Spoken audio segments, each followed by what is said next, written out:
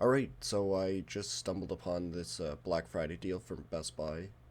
It's actually quite good. An iBUYPOWER gaming PC with an Intel Core i5 10400f 8GB of RAM, NVIDIA GeForce GTX 1650 4GB 240GB SSD, and 1TB hard drive.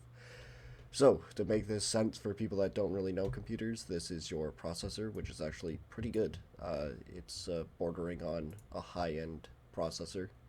It's upper mid-end in comparisons to the 3600 versus 10400F. Let's get a general idea.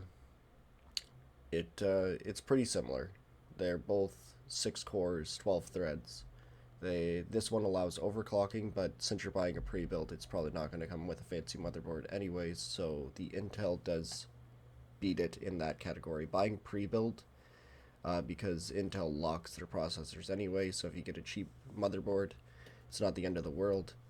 It will give very similar FPS with this. They're pretty much like, the Intel just copied them. They waited, what was it, 2 years? A year and a half to come out with this, and literally just copied them and didn't even do that much better of a job, but it is a really good processor. Now, the problem with this one is definitely going to be a little bit of bottlenecking from the GPU, because it is only a GTX 1650. This is like a base model graphics card for 2020.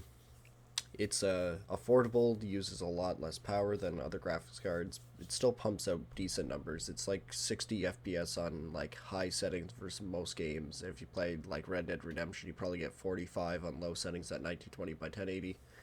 So it's not a terrible processor by any means. The look of it, it's like the same as all the other iBUYPOWER PCs. It has airflow from the side over here, and then down low here. It probably won't have the best airflow, but it's not going to be too bad. Negative pressure shouldn't really happen because the air has a lot of places to escape. The only problem is that this is going to have what they call a vortex. So that's when air doesn't have anywhere to travel and the fans are sucking and pulling in the negative pressure. So negative pressure will probably exist in the front of the case, not allowing too much airflow, but it's not the end of the world. You'll probably be fine. So looking at this, it does come with a very basic ASRock motherboard. You can always tell if it has this little guy here. And yeah, 2 RAM slots. So if I was going to buy this PC, I would definitely just use it to how it is for the meantime. But since you have such a decent processor, I would probably try to get my hands on a used GTX, pardon me, 1660 Super, or an RTX 2060 Super. And then you would actually have a very high-end PC for a low budget. You cannot build this PC for that cheap. I'm not even gonna waste my time looking because I already know you can't. Yeah. Trying to think of other things that I can say about it. It's like, it's got a decent keyboard. I'm sure the mouse has a low DPI, which means your response time when you move your mouse. But it's probably not the end of the world. It does come with Windows 10 already installed. It has a 240GB SSD, which Windows should be saved on. Save your favorite game on there and never ever let this get completely full, and then save all your other games on the 1TB hard drive. That way your computer doesn't start to act sluggish.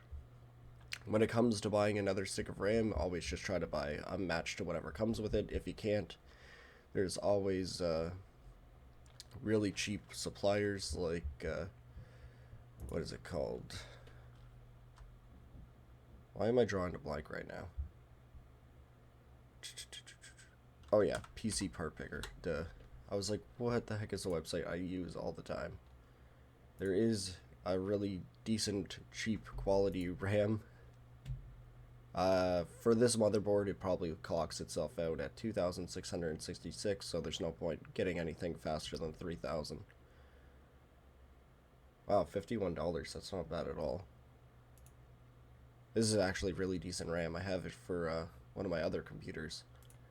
I very much like it. So if I was going to buy RAM, I'd probably just pay the $50 for this and then sell the stick that you have and then look at getting a new graphics card or used graphics card. But yeah, 54 bucks. That's $51, sorry. I was going to suggest this one, but XPG is way better than G-Skill. Better quality.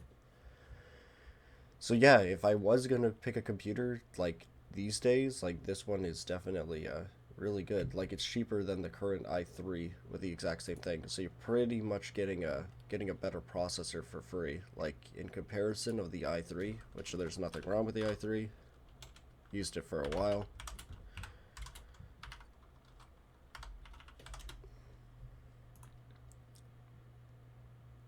It's weird how it only shows that it's 3, but yeah, gaming performance, this one will be better. This one can stream, no problem. It's got 12 cores. Like, you'll have no problems there.